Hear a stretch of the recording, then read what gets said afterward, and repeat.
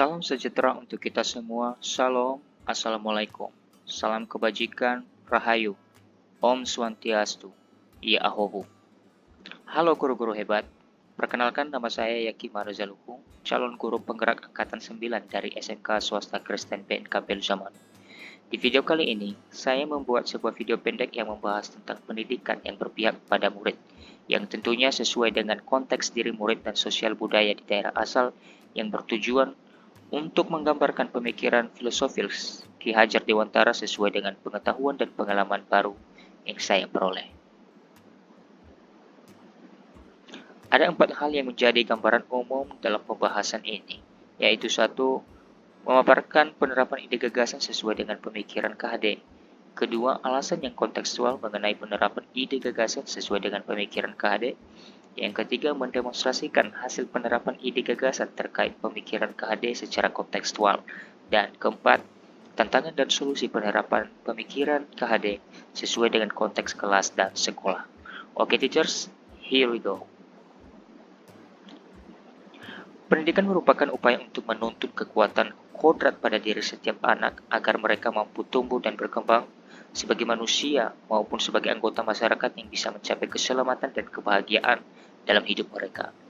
Maka ada 3 filosofi Ki Hajar Dewantara, yaitu yang pertama, Ingar Susuk Tolodo, yang artinya menjadi seorang pemimpin harus mampu memberikan suri teladan.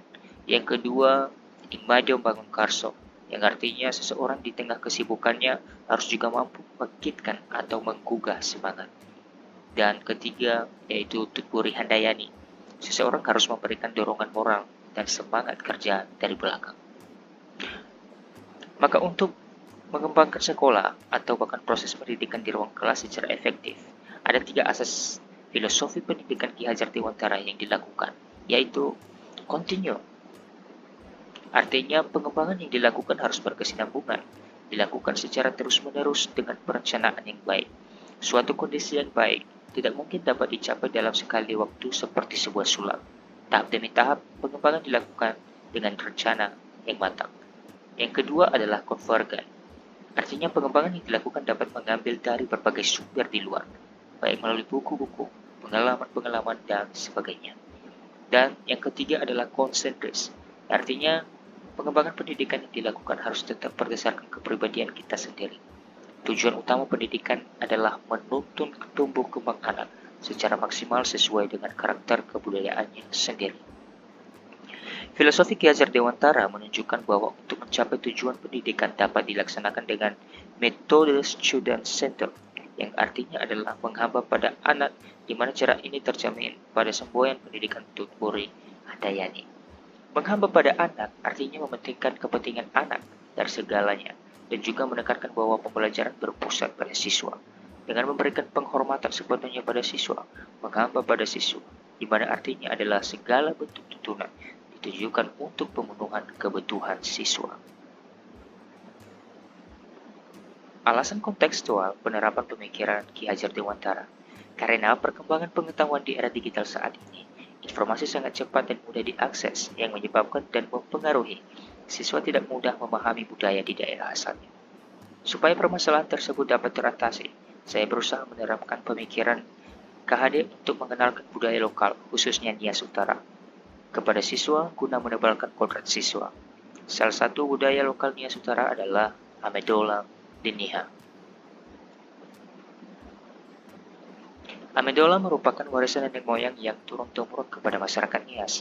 Melalui kata-kata dan kalimat tersebut mengandung nilai-nilai filosofi dari orang tua dalam mendekatkan pada pengertian atas suatu perkataan, pekerjaan, perbuatan, dan perilaku seseorang. Pembiasaan menggunakan Amedolang yang dimasukkan ke dalam pembelajaran muatan lokal termasuk kearifan lokal. Ciri khas menggunakan Amedolang ini dapat ditanamkan dengan penguatan bangga menggunakan Amedolang pada saat murid menyampaikan ide gagasannya sesuai dengan keadaan yang ada.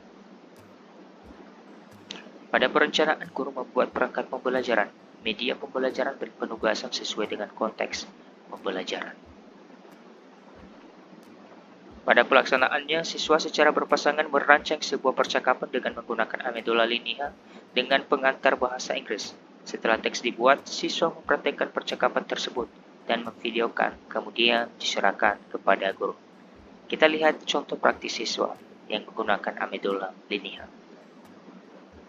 Hey Feby, how do you think about my picture? It looks like to SS bruti te dodo wasahi. To SS donut te dodo walgaina. What do you mean? I mean, your skill to draw is getting better. Thanks a lot. I did this by Famumusi Dagilasu. Do you mean hard work? Yes, you get it. Itulah contoh praktik siswa yang menggunakan bahasa Inggris dan menggunakan amigdala linear. Setelah tugas ini selesai, siswa melaksanakan refleksi pembelajaran dengan dibimbing oleh guru. Pada pelaksanaannya ada tantangan yang dihadapi, yaitu amigdala linear tidak banyak dikuasai oleh siswa.